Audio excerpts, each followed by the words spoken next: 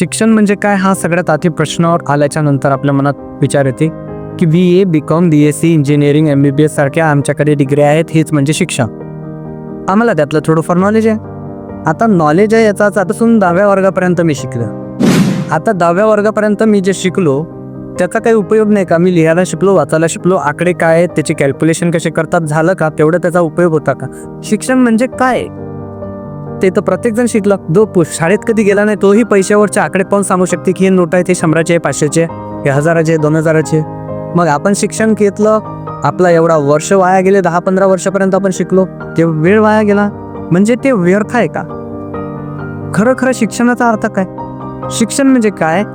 तुम्ही शिकवलं, मी शिकलो आणि शिकवलेली गोष्ट माझ्या लक्षात आहे म्हणजे शिक्षण नाही.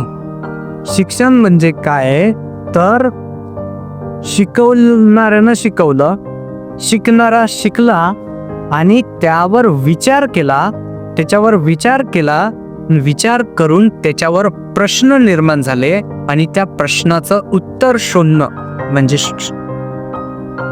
सॉक्रेट्स नावाचे एक विचारवंत होऊन ते सॉक्रेट्स म्हणतात, सॉक्रेट्सची एक स्टोरी आहे, खूप चांगली स्टोरी आहे. सॉक्रेट्सचे आई वडील राजवैद्य होते, राजवाड्यात ते वैद्य होते आणि हा खूप विद्वान, विचारवंत, खूप चांगलं नॉलेज असणारा सॉक्रेट्स त्यानं खूप ज्ञान साधन केल्याच्या नंतर त्याच्या आसपास असणाऱ्या सगळ्या मुलांना, सगळ्या पोरांना आसपासच्या पोरांना तो शिकवायला लागलो. आता पोरं हुशार व्हायला लागले. त्याची शिकवण्याची पद्धतच अशा पद्धतीची होती की शिकणारा विचार करायला लागला. ही गोष्ट राजापर्यंत पोहोचली. ही गोष्ट ज्यावेळेस राजाला माहीत पडली, राजा म्हणे की तुला शिकवण्याचा अधिकार नाही आणि शिकण्याचाही अधिकार नाही, तू तुझं शिकवणं बंद कर, नाही तर तुला जेलमध्ये टाकायचं. सॉक्रेट्स म्हणे मी जेलमध्ये जायला तयार आहे पण शिकवणं बंद करणार ना.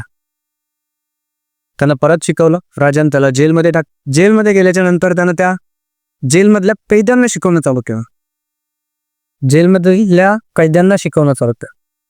आता राजाला ही गोष्ट माहीत पडली. राजा म्हणे शिकवणं बंद कर, नाहीतर आम्ही तुला या देशातली सर्वात भयंकर शिक्षा जी आहे, तुला पॉइझन तुझ्या हातात देणार आणि ते पॉइझन तू स्वतः पिणार, ही शिक्षा जी आहे ती आम्ही तुला.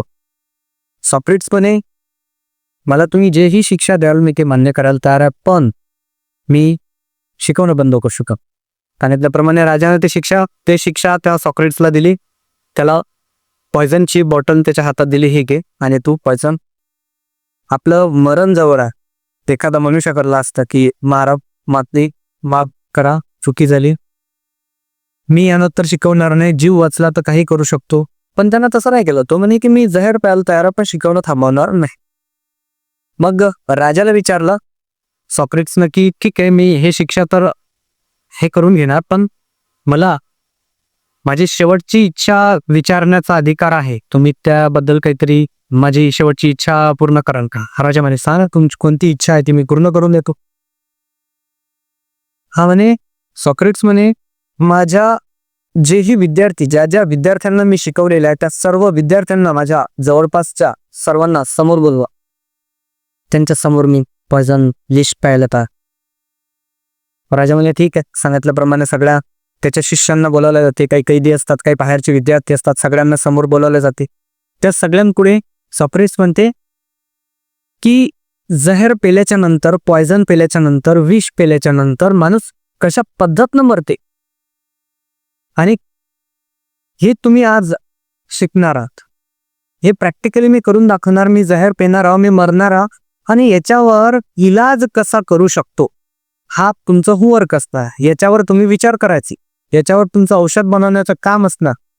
आणि त्यानं ते जहर पेलं, तो सगळ्यांसमोर मेला. पण त्याचं असं नाही म्हटलं की मी मरणापेक्षा मरणार नाही, मी शिकवणं बंद करणार नाही.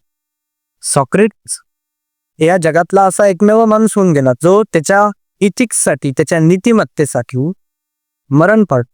असा जगातला पहिला शिक्षक तो होऊन गेला. आणि तो म्हणते की जोपर्यंत तुम्ही विचार करायला भाग पडणार नाही ते शिक्षण व्यर्थ आहे.